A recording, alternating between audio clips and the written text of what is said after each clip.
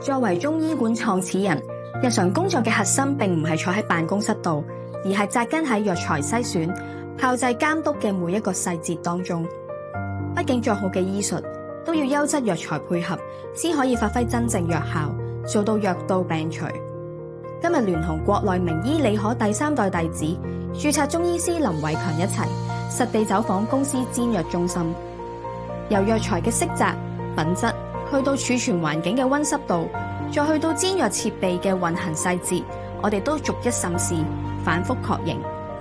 林醫師成日講藥真效材真，呢個都係我哋一直堅守嘅底線，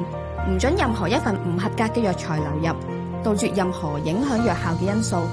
交出一份安心又有效嘅中藥答卷。中醫之路任重道遠，只要守好品質呢份初心，即使再難也無懼前行。傳承中醫養生大智慧，攜手點亮健康每一天。